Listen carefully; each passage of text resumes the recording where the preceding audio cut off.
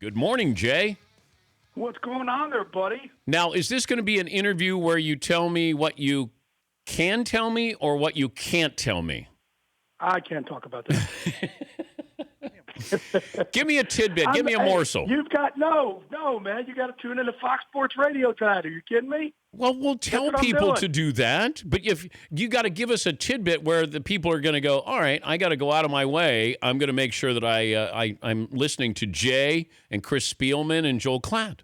So give me something. Well, last couple of years, I've had. Look, I don't tip on Twitter because I don't work for Twitter. I work for Fox, but we've been able to predict pretty well most of the picks the last couple of years, a couple picks out, just because here's the thing, right? I don't do a mock draft because I'm not going to have a team tell me, hey, this is what we're going to do, but you can't tell anybody that. So then I'm not going to lie to the fans. It doesn't make any sense. So I think as a result of that, though, and then teams, they definitely will call and inquire, say, look, if we're looking at this guy, what are you hearing? Where do we have to move? Do we have to move up here? Can we get out of there? Is this real? Is it not real? So for me, I love it. It's our version of our own little intelligence community. All right, but who is everybody curious about, either what player or what team? Who's everybody curious about? I mean, everybody's curious about the quarterbacks, and people are all over the place on the quarterbacks. This is kind of a different draft than most drafts. The deepest position is tight end, believe it or not. And it's probably the deepest it's ever been in the last 2 decades.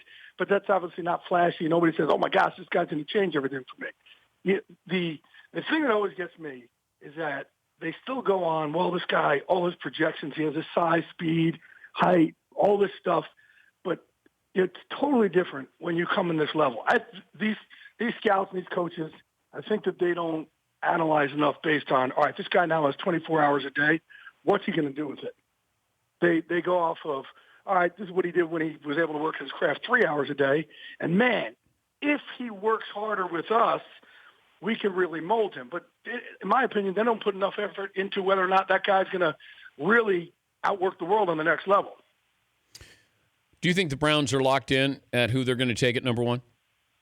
I think that pick – look, I do think they love Garrett. I do think they like quarterback. I think they're trying to figure out what they do there. They're trying to sell it as best they can. The quarterback's also – like for me, if I have to go with somebody, I love Watson because you know he's going to work his butt off. And people say, well, he has accuracy issues. Man, it's college. Half these guys don't run the right routes anyway. But you know the guy all he's done is one. You know he's going to work. It kind of has that Russell Wilson in him where he's just going to outwork the world. It scares me whenever you have somebody who they say, well, he started 1 year or he is, didn't have the greatest record or he couldn't beat out this person, but, man, he's so athletic. Tell me about that about Tom Brady. Right, and that's where, again, these guys kind of get it wrong. Look at Tom. Tom has just outworked the world. Look at Drew Brees. He outworks the world. And you have all these other guys coming there with all these great athletic skills, and they don't pan out in this next level because they just don't get it. But that happened with Peyton Manning and Ryan Leaf. Leaf had as much, if not more, talent than Peyton, but Peyton was going to outwork Ryan Leaf, and that was, one of the knocks on Ryan was he felt entitled and he wasn't going to work hard. Yeah, and obviously I know you guys had Ryan on, I think, yesterday, and the work he's doing with us with our MVP, which is unbelievable. And that's why, we've always kind of had this little saying in this work we do with our veterans and our ex-players, like why you don't, Ryan tried to take his own life, right? And thank God he didn't, because if he did, he never would have been able to help out all these, thousands or hopefully eventually millions of people he could help out. You just never know what lies around next Tuesday. He's Jay Glazer of Fox. I know I'm getting off on a little tangent here with Ryan, but dude, I'm really appreciative that you guys have had him on and let him tell that story. If it panned out the way everybody thought it would, and he was this great player, he wouldn't be saving lives like he is right now.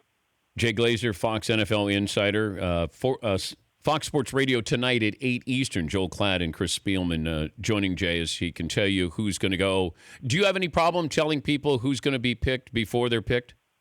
No, I usually on the radio I'll tell you 5 picks out, and then I'll tell you this is actually where their board is. This is where they're looking.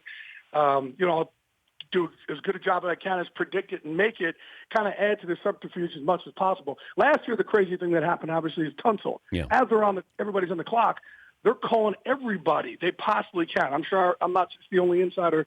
Teams are calling, going, "What do you know about this gas mask?" I'm like, "I don't know. It's a freaking gas mask, a Bond gas mask. What do you want from me? I don't know."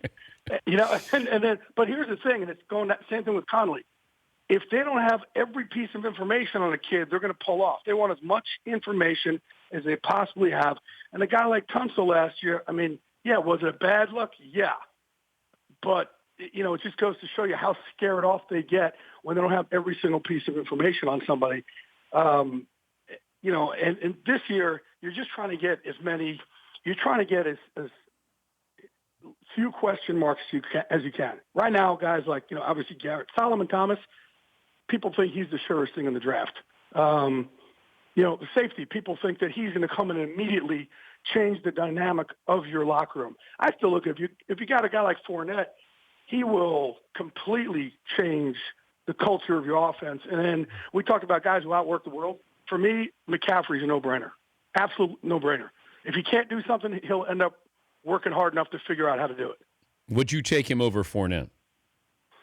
Depends what kind of offense I run. If I'm running an offense where I just want to pound the rock 30 times a game, like the Vikings had with Adrian Peterson, I'm going Fournette. If I'm kind of trying to spread things out and be really unique and use them in all different ways, obviously I can go with McCaffrey. But it really just depends what kind of offense you run. I don't think you go wrong with either guy. I think Fournette's one of these guys that don't come along too often. So I just think naturally, because he's going to punish you. He will immediately change the face of your offense. He will wear people out on the other side of the ball. And it's like he's just going to keep throwing, straight power shots and power shots and power shots and power shots until he starts breaking you down. Then you can start hitting that defense all over the field. By the way, speaking of power shots here, sell me on Conor McGregor actually beating Floyd Mayweather if it happens. Just the format of just boxing. But that's like saying, look, he is fighting Floyd in Floyd's sport. It's two totally different sports. It's a completely limited art. But all I could say is what's behind Conor's ribcage, he's different. Anytime that dude wills himself to do stuff that the rest of us can't. And do I give him a puncher's chance? Of course I give him a puncher's chance. They're both counter punchers, but he's fighting in Floyd's sport. He's not fighting in Conor's sport. That's like when Jared Hayne, who's the best rugby player in the world, or Australian rules football player in the world, came over in the NFL. He barely made the 49ers.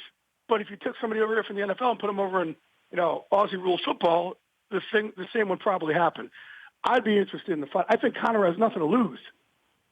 I think he has zero to lose. The thing about this fight here, too, Floyd fights guys who he kind of knows he's going to beat. I think what makes you the greatest fighter of all time is not an undefeated record.